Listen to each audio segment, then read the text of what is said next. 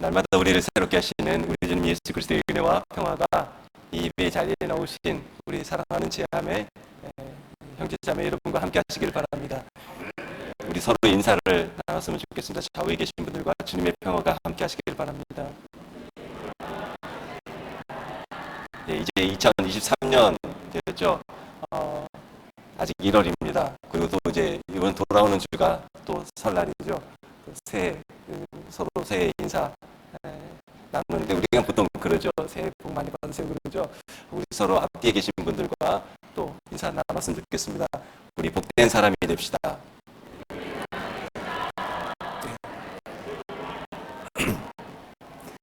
제가 참으로 오랜만에 또 고향 교회를 왔네요. 우리 준이 여기서 아기 때 이렇게 자랐는데 이렇게 또 오랜만에 또 다시 여러분을 얼굴을 뵙게 되어서 참으로 감사합니다.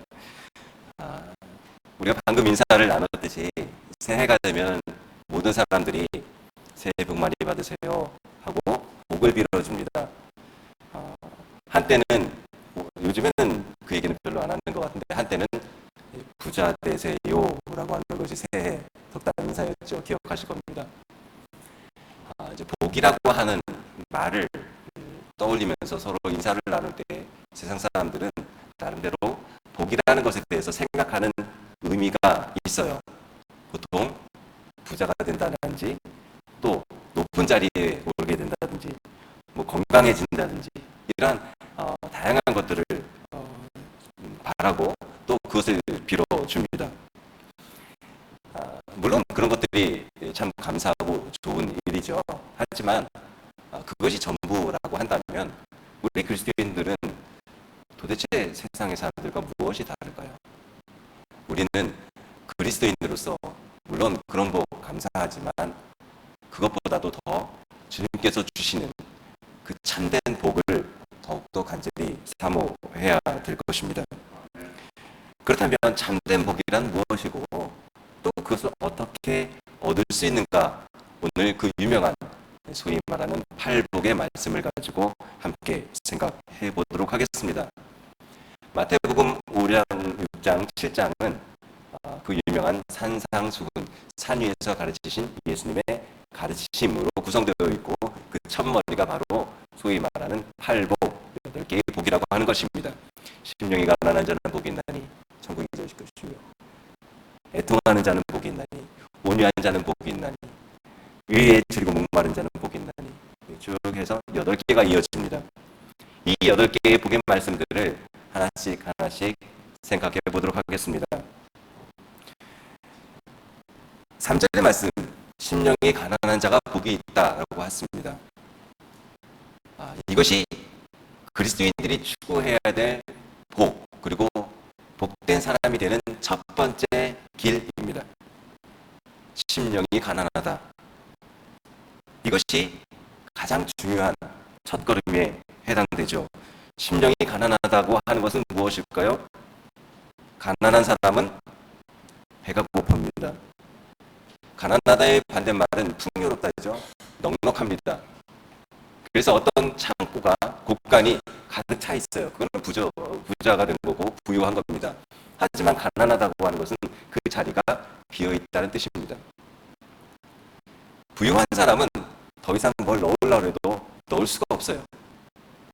배가 불러서 배고픔도 느낄 수가 없습니다. 하지만 부족하고 가난하고 텅 빈 사람은 늘 원하는 것이 있죠. 내게 이것이 있으면 좋겠어. 지금 배가 고파. 음식이 내 배 안에 들어와서 나를 좀 채워줬으면 좋겠어. 라고 하는 것이 바로 가난입니다. 물질적인, 육적인 가난이 아니라 영혼의 가난. 이것이 복의 첫 번째 길입니다. 영혼이 가난하다고 하는 것은 무슨 뜻일까요? 나는 부족한 것이 없어. 나는 늘 내 영혼은 줄이지 않아. 성령으로 충만해 있어. 난 부족한 것이 없어. 괜찮아. 이것은 영적으로 부유한 것이고 우리는 그것을 보통 종종 영적인 교만함이라고 표현을 합니다. 이게 좀 이퀄이 돼요. 부유하다는 것은 교만입니다. 하지만 영적으로 가난하다고 한다는 것은 나의 영혼이 늘 주님으로 채워지기를 간절히 사모한다라고 하는 것입니다. 성경은 예수님께서는 이것을 제일 첫 걸음으로 말씀하셨어요. 너희가 정말로 복 있는 사람이 되고자 하거든 무엇보다도 먼저 그 갈급한 영혼을 가진 사람이 되어야 된다라는 겁니다. 여러분, 우리 삶은 어떤가요? 나의 영혼은 어떤가요? 나는 모든 것이 해피해. 다 부족함이 없어. 그러다가 어느덧 나도 모르게 돌아보니 주님과 나는 멀리 떨어져 있지는 않은가요? 주님을 늘 갈급해하는 마음, 주님을 늘 원하는, 사모하는 그 마음, 그 심령, 이것이 복된 사람이 되는 첫 번째 걸음입니다. 그래서 존 웨슬리 목사님도 모든 것이 다 중요하지만 우리 기독교 신앙의 제일 첫 번째 걸음, 가장 중요한 첫 걸음은 바로 하나님을 늘 굶주려 하고 갈급해하는 것이다 라고 표준설교에서 말씀하셨습니다. 만약에 우리 안에 심령의 가난함, 주님을 늘 갈급해하는 것이 없다면은 사실 우리 신앙생활은 불가능해요. 배고픈 사람이 밥을 먹고 싶어 합니다. 밥을 찾아요. 배부른 사람은 절대로 밥을 찾지 않습니다. 영적인 배가 부른 사람은 하나님을 찾지 않아요. 하지만 하나님을 찾지 않는 순간 그의 영혼은 자기도 모르게 점점 죽어가고 있다는 것을 알아야 돼요. 내가 죄인이며 주님의 도우심이 없으면 나는 한순간도 살아갈 수 없습니다 라고 고백을 할 때 비로소 주님의 도우심이 손길이 그에게 찾아오는 겁니다. 바라건대 여러분, 무엇보다도 모든 8가지 복이 있지만 가장 중요한 첫 번째 복, 늘 하나님을 갈급해 하시는 그런 복을 누리시는 여러분이 되시기를 간절히 바랍니다. 두 번째로 애통하는 자는 복이 있다라고 말합니다. 이 애통한다라고 하는 것은 무엇일까요? 두 가지로 볼 수 있습니다. 하나는 나 자신의 상태를 보는 겁니다. 다 아시겠지만 우리가 신앙생활을 하다 보면 첫 번째 그래 세대가 되어서 나는 올해 이런 신앙의 삶을 살 거야. 내가 예수님을 만났어. 이런 신앙의 삶을 살아야지 하고 결단하지만 사실 우리 주변에 우리를 찾아오는 많은 유혹과 여러 가지 시험으로 인해서 우리는 작심삼일 얼마 못 가서 또 넘어지고 또 하나님을 멀리하고 성경을 멀리하고 그리스도인답지 못한 삶을 살 때가 종종 있죠. 애통한다라는 것은 그렇지, 내가 이 자리에 있어서는 안 되는데 내가 왜 이럴까, 그것을 가슴 아파한다는 것입니다. 이것을 느끼지 못한다면, 이 영적 감각이 살아있지 못한다면 그냥 그 사람은 그대로 점점 죽어가는 겁니다. 여러분, 머리카락을 미장원에 가서 가위로 자르죠. 그렇죠? 아픕니까? 하나도 안 아파요. 그죠? 여러분 생각을 해보십시오. 여러분 칼로 이렇게 도마 요리를 하다가 손을 싹 베었어요. 굉장히 아프죠? 피 나오고. 그런데 머리카락은 착착 잘라도 전혀 아프지가 않아요. 왜 그럴까요? 머리카락에는 신경이 없어요. 감각이 없다는 겁니다.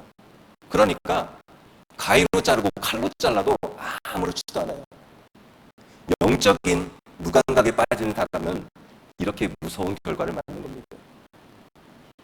내가 잘못을 하고 내가 하나님을 떠나고 내가 죄를 지었는데도 내 영혼이 지금 하나님과 멀어지기 시작했는데도 아무 느낌도 없어요. 가위로 머리를 자르는 것처럼 아무 감각이 없어요. 아무렇지도 않아요.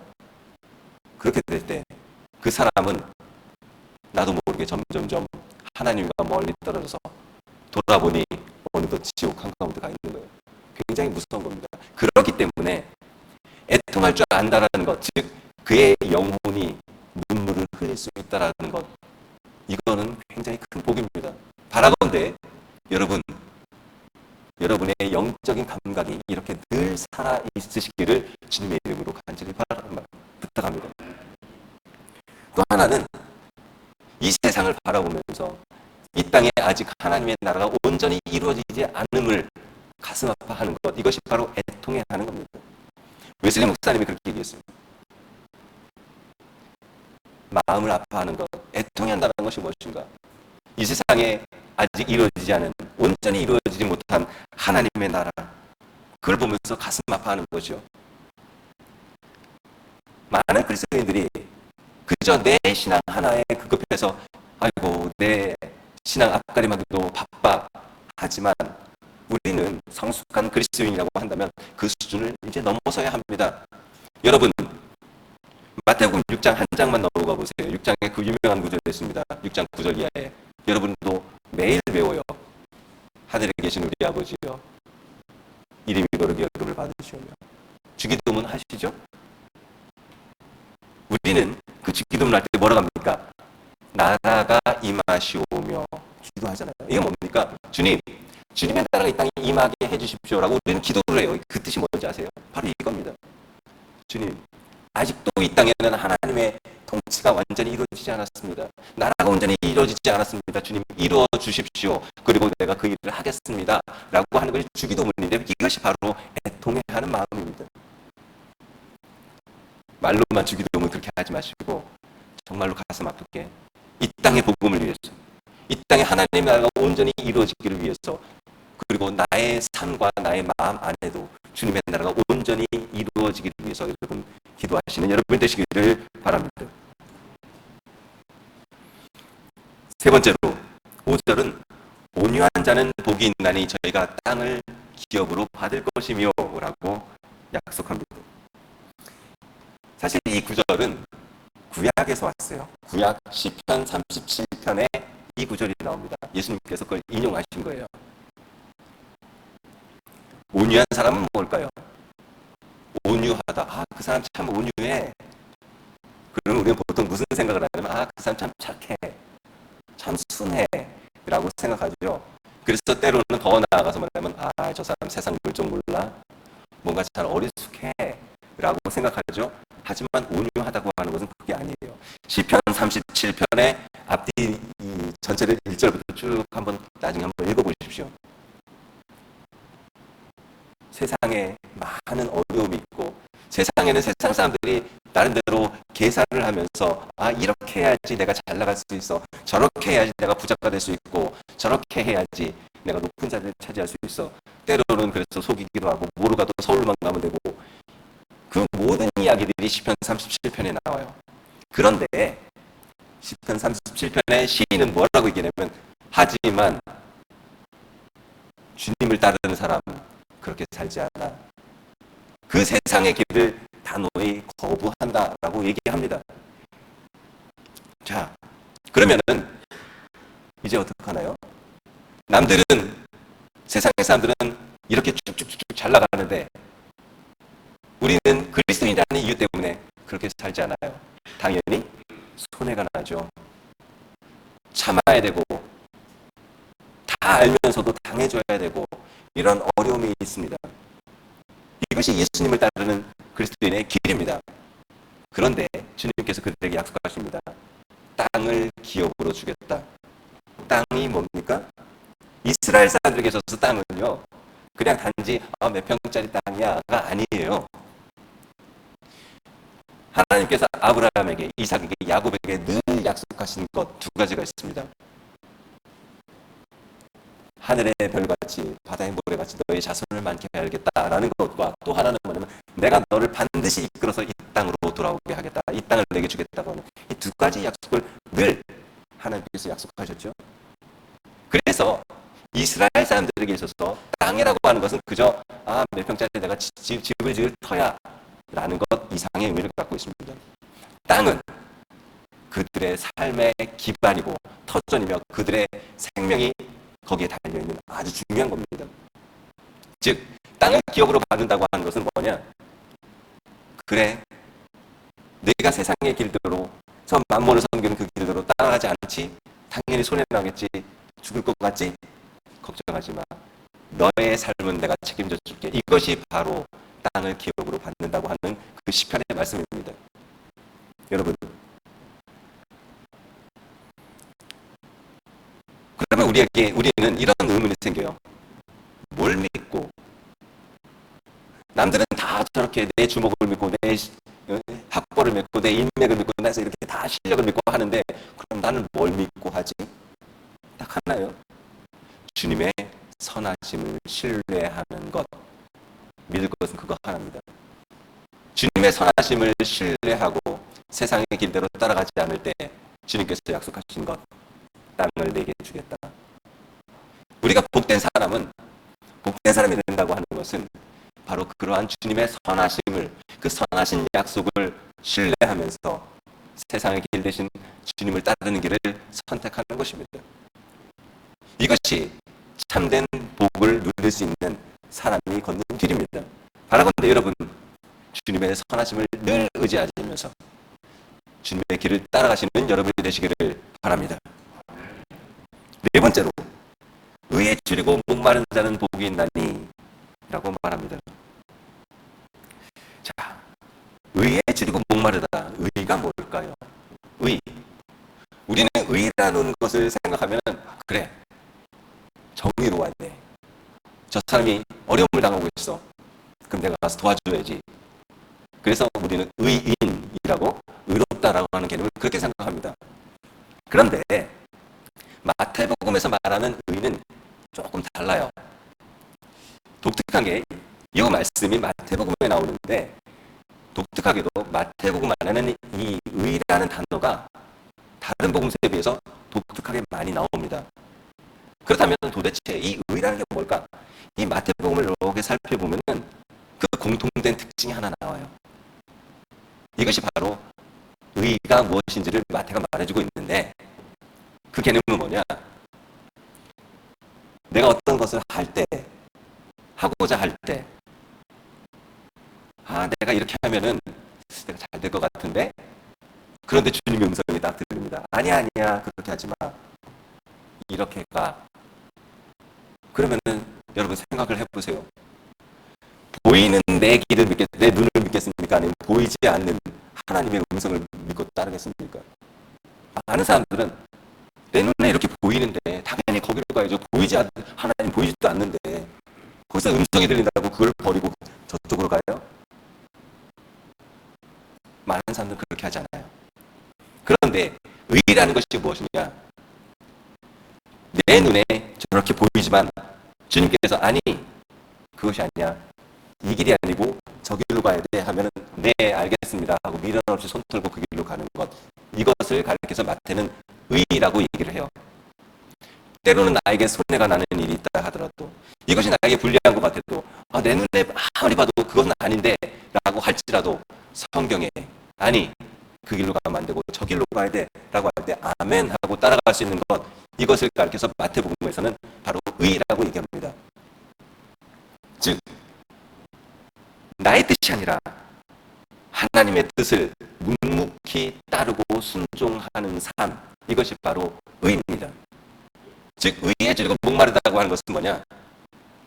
비록 내가 생각하기에 이것이 아니지만 주님께서 말씀하시면 네, 아멘하고 내가 가겠습니다. 내가 그것을 간절히 원합니다. 그것을 간절히 주려합니다.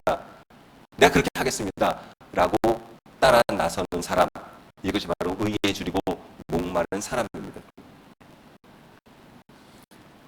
성경은 그런 예를 잘 보여주는 그 사례를 하나 제시합니다. 바로 예수님입니다.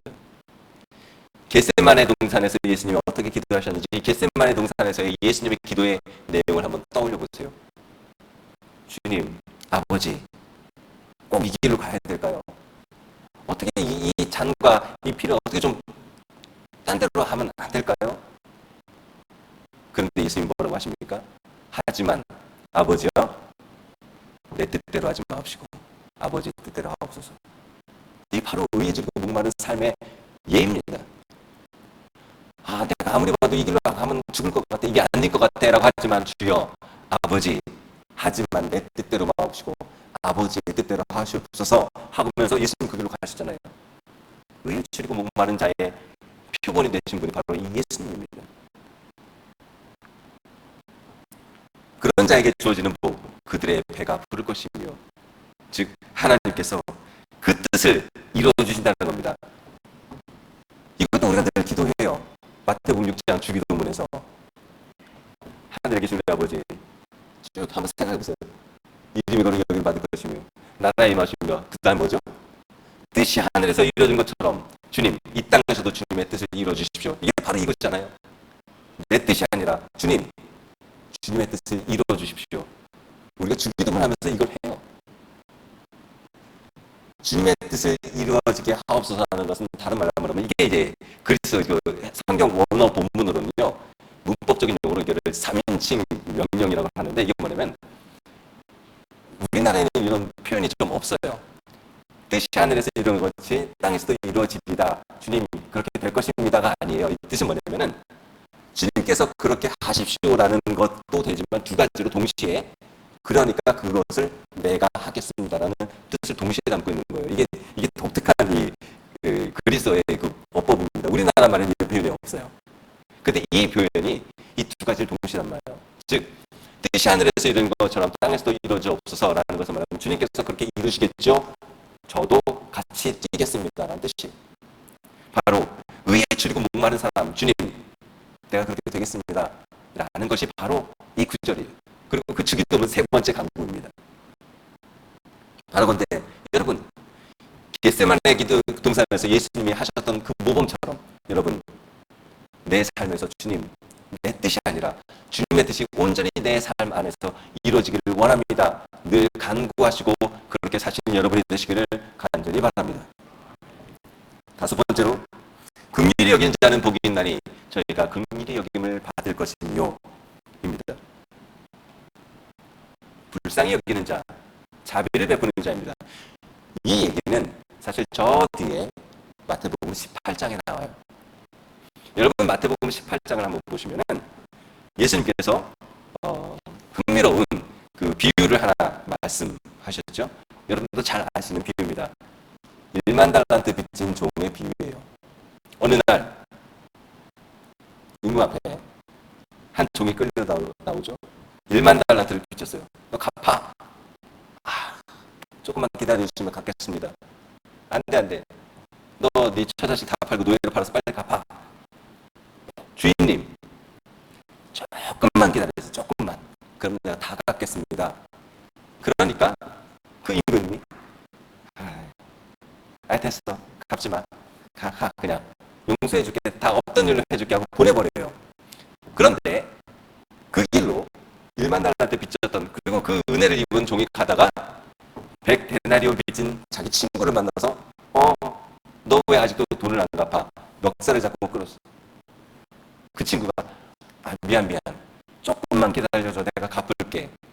그랬더니 그 1만 달란트 빚진 종이 그랬죠. 다 필요 없어. 너 감옥에 넣어버려요. 자, 이 1만 달란트 빚진 종에 근본적인 문제가 있어요. 저 사람 참 못됐다. 단지 그 수준이 아니에요. 자, 보십시오. 1만 달란트, 여러분 이 화폐의 단위가 달라서 감이 안 오시죠? 1만 달란트가 얼마인지 아세요? 당시 2000년 전에 이스라엘 그 헤롯이 다스리던 그 영토의 재정이죠. 국가 운영 재정이 불과 몇 달란트예요. 근데 이거는 10달란트, 100달란트도 아니고 10,000달란트예요. 요즘으로 치면요, 몇십 조예요. 몇십 조. 계산이 안 되죠. 저는 상상도 안 돼요. 억도 아니고 몇 천만 원도 아니고 몇십억도, 몇백억, 천억도 아니고 몇십 조. 상상 국가 재정입니다. 그런데 그 사람이 뭐라고 그랬다 그러죠? 빨리 갚아 그러니까 조금만 기다려주세요. 말이 됩니까? 그게 몇십 조가 조금만 참아주면 갚을 돈이에요. 애초부터 말도 안 되는 소리를 하는 거예요. 임금이 그걸 보고 화가 났겠죠. 어라? 이 친구가 할 얘기는 저런 능력이 안 되니까 어떻게 좀 안 될까요? 라고 부탁을 해야지. 조금만 기다리시면 내가 금방 갚을게요. 이렇게 얘기해서 말이 안 돼요. 이 사람은 그까짓 거 내가 갚아버리면 되지 뭐 하는 사람이에요. 우습게 알아요. 100데나리온은 얼마냐면요. 오늘날로 치면은요. 한 600만 원, 500만 원, 600만 원 정도 되는 돈입니다. 그 조금만 기다려주면은 또 갚을 수는 있어요. 그죠? 그런데 그걸 못 기다려줘요. 왜 1만 달러한테 빚진 종이 그 자기 친구를 못 기다려줬을까요? 조금만 기다려주면 그까짓 거 다 갚지. 이런 사람이 1만 달란트를 용서받았다고 감사할까요? 큰 것을, 내가 안 되는 것을 용서받았을 때는 감사한 마음이 들지만, 그까짓 건 뭐 줘도 그만, 안 줘도 그만 하는 사람은, 에이, 안 해도 돼, 할 때 뭐, 알았어. 하고 끝내버려요. 감사할 줄 몰라요. 이 사람이 자기 친구를 용서하지 못했던 것, 그 친구에게 자비를 베풀지 못했던 것은 자기 자신부터 그 자비의 고마움을, 그 은혜를 느끼지 못했기 때문이에요. 왜 우리가 자비롭지 못할까요? 왜 남에게 은혜롭지 못할까요? 불행하게도 그 사람 자체가 내가 그런 은혜의 고마움을 느껴보지 못했기 때문에, 그 은혜의 소중함을 모르기 때문에 남을 그렇게 용서하지 못하고 자비롭지 못한 겁니다. 우리가 긍휼히 여기는 복된 사람이 되려면, 아 그래 빨리 용서를 해야지가 아니라, 그것에 앞서서 하나님께서 나를 향하신, 내게 주신 은혜가 얼마나 큰지 그 은혜에 감사할 수 있는 그런 마음이 있어야 된다는 거예요. 여러분, 주님의 은혜를 생각할 때 감사합니까? 감사함이 없으니 남에게도 그렇게 못하는 거예요. 하지만 내가 돌아보니 이건 안 될 건데 이건 진짜 은혜야, 너무 고마운 일이야 했을 때, 우리 이웃을 향해서도 그들에게 그런 감사한 마음, 그들에게 그런 은혜, 고마운 그 상황들을, 은혜들을 나눠줄 수 있는 거예요. 내 자신이 벌써 고마움을 모르는데 어떻게 고마움을 나눌 수 있어요? 성경은 분명히 말합니다. 고마움을 나눌 수 있는 사람, 은혜를 나눌 수 있는 사람이 되어라. 그렇게 할 때 그 위에 또 날마다 더 채워주시는 하나님의 자비함을 느끼게 될 것이다. 여러분, 바라본데 주님의 은혜의 크기를 날마다 더 크게, 매일매일 더 크게 느껴가시는 여러분이 되시기를 간절히 바랍니다. 6번째로 8절에서는 마음이 깨끗한 사람을 말합니다. 마음이 청결한 자는 복이 나니 그들이 하나님을 볼 것이며, 사실 이것도요 시편 24편에서 예수님이 인용하신 말씀이에요. 시편 24편 3절과 4절은 이렇게 얘기합니다. 누가 주님의 산에 오를 수 있으면 누가 그 거룩한 곳에 들어설 수 있을까? 깨끗한 손과 맑은 마음을 가진 사람, 헛된 우상에게 마음을 팔리지 않고 거짓 맹세하지 않는 사람이다 라고 얘기를 하고 있어요. 여기서 바로 마음이 깨끗한 사람을 얘기합니다. 여러분, 깨끗하다고 하는 것이 뭘까요? 자, 깨끗하다고 하는 것을 한번 머릿속에 그리면 한번 그려보세요. 방이 있는데, 아이고 저 녀석은 이 아들 녀석 이게 돼지우리지, 그림 한번 그려보세요. 어때요? 어지럽죠. 그렇지만 새로운 집을 짓고 이사를 아직 안 가는데 한번 들어보러 딱 갔는데 방이 깨끗해요. 어떤 상태입니까? 깔끔하게 비워져 있죠. 깨끗하다고 하는 것은요 순수하다는 겁니다. 즉 이것과 이것이 섞여 있지 않고, 이거면 이것, 저거면 저것, 딱 깔끔하게 있는 것이죠. 여러분, 이제 학교 다닐 때 과학 실험하고 막 이런 거 하잖아요. 그럴 때 불순물 이런 것들을 얘기하죠. 물에다가 이것도 타고 저것도 타고 막 여러 가지를 막 타요. 그러면 그거는 순수하지 않은 물입니다. 하지만 순수한 물은 아무것도 없어요. 맑은 물이죠. 다른 게 안 들어가는 거예요. 이게 바로 깨끗한 겁니다. 즉 마음이 깨끗하지 않다라고 하는 것은 뭐냐, 그 마음에 이것도 들어가 있고 저것도 들어가 있고 여러 가지가 막 복잡하게 막 들어간 겁니다. 소위 말하는 마음이 어지러운 거예요. 하지만 마음이 청결하다고 하는 것은 딱 하나만 들어가 있는 겁니다. 여러분, 우리 삶 속에서 이게 결혼하신 분들 그러잖아요. 내 아내가 있고 혹은 내 남편이 있어요. 내 마음에 누가 있어야 됩니까? 그러면 내 남편만 있어야 되죠? 혹은 내 아내만 있어야 돼요. 그런데 내 마음속에 1번 방은 제 1호실은 내 남편이 있고 2호실은 저기 누구 남자가 있고 누구 탤런트가 있고 그래서 막 10호칸까지 다 차 있어요. 깨끗하지 않은 거예요. 하지만 진정한 사랑, 깨끗한 것은 뭐예요? 그 마음 안에 주인이 하나밖에 없어요. 이것을 바로 뒤에 산상수훈 6장에서 6장 24절에서 얘기하고 있어요. 너희가 한 사람이 두 주인을 섬길 수 없듯이 너희가 하나님과 만몬을 동시에 섬길 수 없다. 바로 그겁니다. 내 마음은 주님 막 이러고 있어요. 하지만 또 마음속에 한쪽에서 만몬 이것도 있고 저것도 있고 뭐 이렇게 섬기는 게 많은지 다른 게 많은지 이거는 마음이 청결하지 않은 거예요. 여러분, 주님께서 분명히 말씀하십니다. 너희는 마음이 깨끗해야 돼. 그 뜻은 뭡니까? 내 마음 안에 주님만이 있어. 주님, 뭔가 무슨 주자예요? 주인 주자잖아요. 우리가 예수님을 가르쳐서 주님 부릅니다. 지금 뭐냐면 당신만이 나의 주인이라는 뜻이에요. 그런데 말로는 주님 하지만 이쪽에서는 이것도 섬기고 저것도 섬기고 저것도 사랑하고 이것도 사랑하고 마음이 아주 어지럽고 복잡해요. 이거는 마음이 깨끗하지 않은 거예요. 하지만 복된 사람은 그 마음 안에 오직 하나님 한 분만 섬길 수 있는 거예요. 사람이 두 주인을 섬길 수 없고 하나님과 만몬을 동시에 섬길 수 없다라고 하는 것 그 바로 앞에 보시면은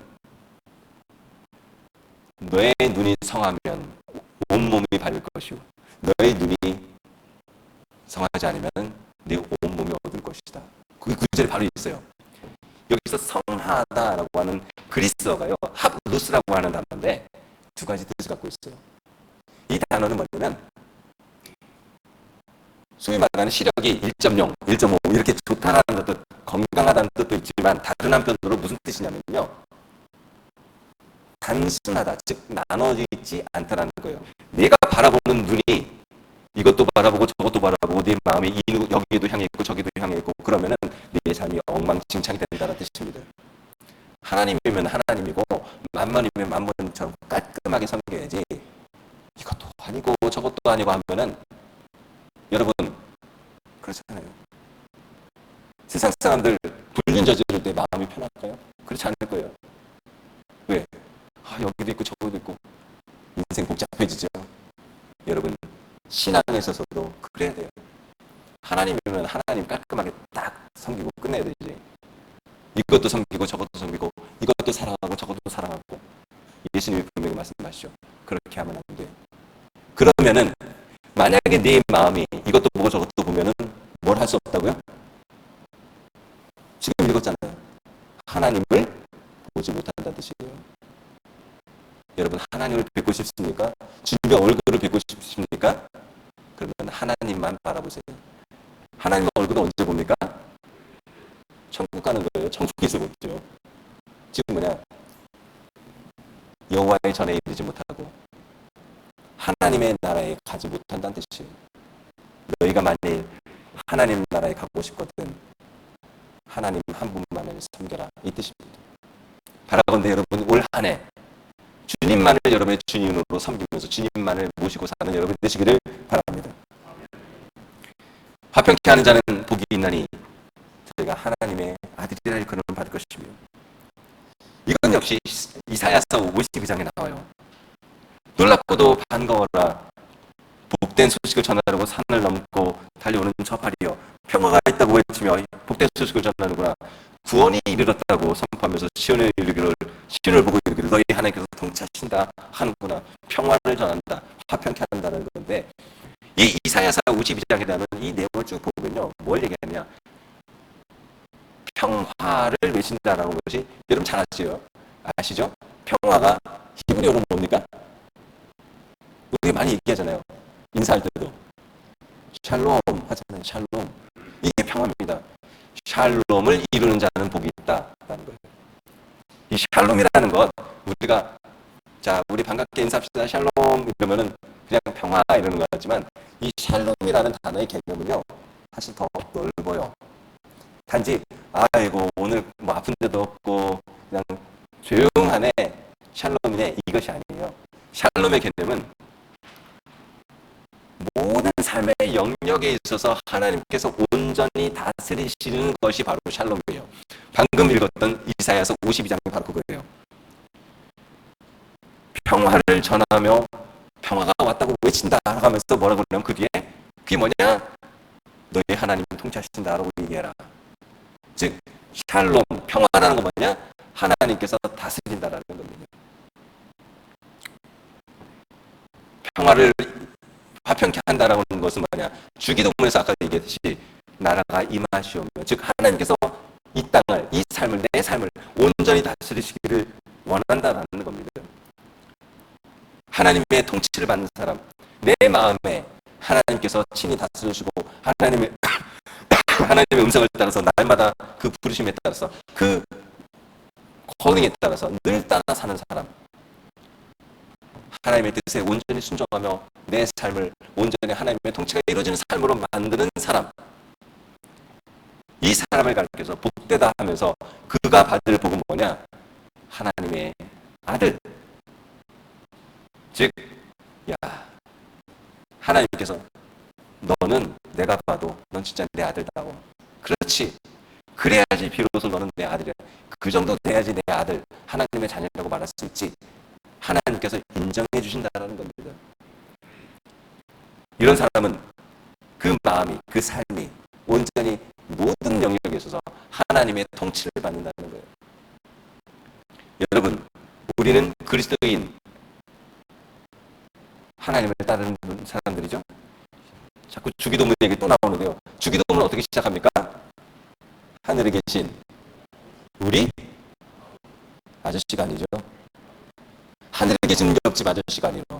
하늘에 계신 우리의 아버지. 여러분 입으로 분명히 얘기하셨죠. 하나님이 누구라고요? 그럼 뒤집어 얘기해보세요. 그럼 나는 뭡니까? 나는 아들이에요. 하나님을 향해서 주님, 하늘에 계신 우리 아버지여 할 때 우리가 던져야 될 질문은 뭐냐면, 그러면 나는 하나님의 자녀다운 사람인가? 생각해야 된다는 뜻이에요. 즉, 이 구절의 말씀처럼 그렇다면 나는 내 안에 온전히 하나님의 통치를 받고 있는가? 주기도문으로만 맨날 하나님에 계신 우리 아버지 하면서 아버지여라고 하면서 돌아보면 전혀 그렇지 않아요. 이건 아들도 아니고 딸도 아니에요. 내 삶이 하나님의 자녀답지도 못하고 하나님의 통치가 없어요. 그러면 주기도문을 하면 안 돼요. 여담을 하나 말씀드릴게요. 2000년 전에 우리 기독 신앙의 선배들은요, 세례를 받기 전에는요 못하는 것이 몇 가지가 있었어요. 세례 받은 사람만, 세례를 받고 난 다음에만 할 수 있는 것이 몇 가지가 있었는데 그 중에 하나가 뭔지 아세요? 주기도문이에요. 세례 안 받으면요 주기도문도 못하게 금지시켰어요. 야, 너무 잔인하다 하지만 생각해보세요. 맞아요. 주기도문이 그렇게 시작하잖아요. 하늘에 계신 우리 아버지, 너 세례도 안 받고 하나님의 자녀도 안 되는데 무슨 하나님 보고 아버지라고 불러? 우리는 너무 자연스럽고 흔하게 너무 가볍게 하늘에 계신 우리 아버지요 하지만 그거 심각한 말이에요. 함부로 해서는 안 되는 말입니다. 주기도문 하실 때마다 꼭 기억하세요. 하늘에 계신 우리 아버지 할 때마다 나는 자식인가? 나는 오늘 자녀다운 삶을 살았는가? 야, 너 자식 맞아? 반문해야 된다는 뜻이에요. 그럼 어떻게 할 수 있습니까? 너 오늘 하나님의 통치, 평화를 온전히 받고 살았어? 그거를 질문하면 되는 거예요. 바라건대 여러분, 하나님의 자녀다운 삶을 오늘도 누리시기를 주님의 이름으로 간절히 부탁드립니다. 마지막입니다. 의를 위해서 박해받는 사람, 의 아까 말씀드렸어요. 그죠? 내가 아무리 봐도 이건 아닌데 하더라도 주님께서 명령하시면 내가 나아가리라. 주님께서 말씀하시면 내가 멈춰서리라. 이것이 의예요. 그렇게 살다 보면 뭐가 생깁니까? 반드시 100% 부딪히게 돼 있어요, 세상하고. 왜? 세상의 길은 동에서 서로 가고요. 하나님의 길은 서에서 동으로 가거든요. 서로 부딪히지 않을 수가 없어요. 안 부딪히면 정상이 아니에요. 당연히 어려움이 따르죠. 우리 박해하면은 2000년 전에 로마 거기 가서 사자밥 됐어. 이것만 생각하면 돼요. 여기서 말하는 박해란 내가 주님의 뜻을 따라 살다가 보면 생기는 손해, 어려움, 마음의 갈등, 이런 모든 어려움들 이거 다요. 그럴 때 그런 어려움이 있지만 꿋꿋하게 주님의 길을 내가 따라 나서겠어 라고 할 때 주어지는 그 복, 너는 이제 천국 백성이야. 내 마음에, 내 삶에 하나님의 나라가 이제 임하는 겁니다. 정리합니다.